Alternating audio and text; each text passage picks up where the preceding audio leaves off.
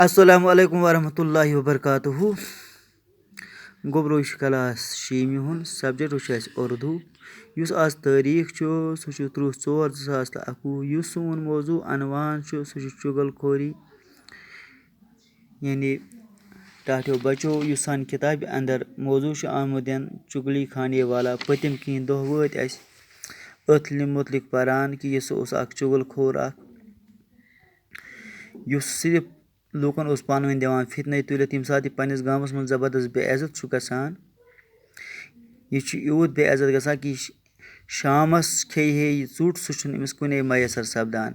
यानी अमिस गर हेकान कह मजूर नित कह अमिस पन गर कह नौकर हेकान थत कह क्या तिमन यह पता कि अगर यह गर नौकर थवन सनिस गरस जवाल यदि फितन तुलित यदि गर कतल गारत तुलित। यम सात यह जबरदस्त पत गुरबत सत पन गाम त्रित बेकिस गामस मं चलान। अमिस कहन तह जाना आसान।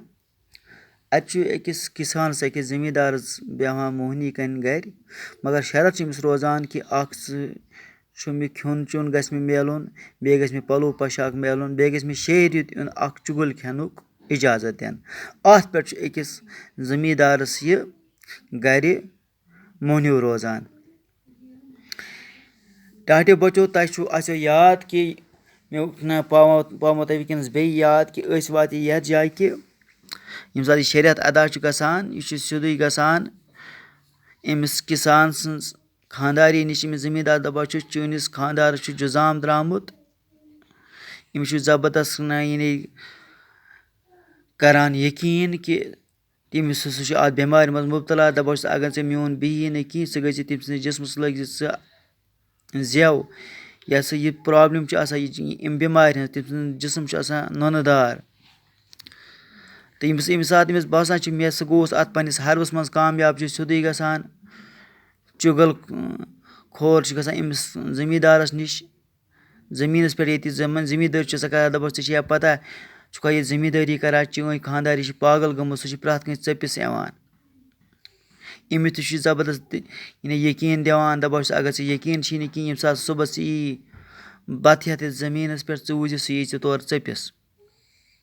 अमिस यम सात बासान अत गोस बह कामयाब यह सिदे गसान अमिस जमींदार सद खानदारी अम सद बायन नश दपान तुम छुआ ये बिहित पान मस तहज बी तुंद बहनोई यानी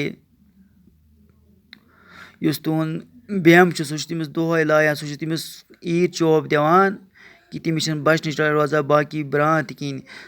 अम सद बय अमिस वन दपान च क्या वोनो आज थोमुत अम पन्ने बी दपान क्या सह क्या वनो तह सह शर्मदार कूर सह तह तबे वनान कह दपान अगर तह यकीन छु न कह तुम यीयु सह पगह फलान वक्त दोपहरन फलान जमीनस पे तुम वुचो तत पन्नो अच्छो। पत वो टाटो बचो क्या ब्रोह कुन सपदान थो तुम सारी पन्न किताबन कुन नजर पेज नंबर 68 परो तेल ब्रोह कुन आज। दूसरे दिन किसान की बीवी खाना लेकर खेत में गई। दपान दोयम दह यम सात वातान अमिस जमींदार सज यानी जन गरवाजी खानदारी यह नवान जमीनस पे अमिस जमींदारस बत रोटी रख कर वो किसान के पास ही बैठ गई। दपान अम ने चूट बीट अमिस पन्निस कस नश खानदारस नश। किसान बड़ी गौर से इसकी हरकतों को देखने लगा। दपान अमिस ना यह मोनमुत अम चुगल खोरन यह वुचान अम सज हरकत सकनात यह क्या कर। बीबी ने रोटी करीब करने के बहाने किसान के और नज़दीक होने की कोशिश की। दपान यह अमिस चूट पिलान हित गसान अमिस नज़दीक नज़दीक कर कोशिश गि कस यम त्रोम चुगल खोरन दिलस मज शक तह जुजाम यह अमिस नज़दीक नज़दीक गसन कोशिश करान। इस पर किसान जरा पीछे खिसक गया। दपान अमिस बूजमुत अमिस चुगल खोर जमींदार चाहे खानदार दपान ये खानदार ब्रोह कुन पकान ये जमींदार पथ चलान। अब बीबी को यकीन हो गया कि दाल में कुछ काला है। दपान यम सात अम सद खानदार पथ कुन लोग चलन अम सज जनान गो शक दोपन ओ ही गर मोहनी दलील वन पन्निस खानदारस मुतलिक ये पोज दाल में कुछ काला ये नहीं अमिस अत मज शक यह पोज कत मे वोन पोज यह अपोज कह। किसान ने रोटी लेने के लिए हाथ आगे बढ़ाया तो इसने झपट कर किसान की कलाई पकड़ ली। दपान ये सात जमींदारन ना यह दवा यह अत लागे कि यह नवान सिदूय अमिस ना अथे और यानी इस जमींदार खानदार दपान दिस सुट मगर यह क्या कर अम्स खानदार अमिस कर कत हचस थप। किसान उछल कर पीछे हट गया। दपान अमिस थप दिवान चलाश पत। अब उसे यकीन हो गया कि इसकी बीबी पागल हो गई है। दपान वो गो अमिस पज पे यकीन दोपन आ सही कत मे खानदारी यह बिल्कुल यानी क्या गमस पागल गमस। बीबी एक बार फिर आगे बढ़ी और जबान निकाल कर किसान को चाटने की कोशिश करने लगी।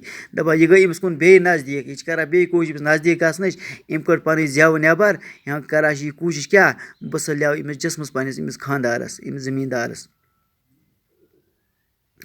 किसान ये आव देखा न ताव बीबी को पीटना शुरू कर दिया।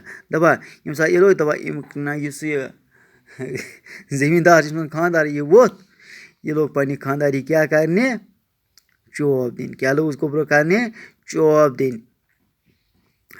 किसान के साले करीब ही खेत में छुपे हुए थे। दपा यम सन हर कसन खर गोब्रो अमिस न जमींदार सन दपा अकिस दज मज अत सूर बिहित क्या ये बिहित सूर। पत वो गोब्रो क्या सपदान अम ब्रो कुन तह वो इंशाअल्लाह सुबस। फिलहाल पर ईसन आज अत करो बे करो अत रिविजन कुछ जाए मा कह समझनस मज कमी रोजम सह गि दूर। अम ब्रो परो इंशाअल्लाह सुबस। अल्लाह हाफिज।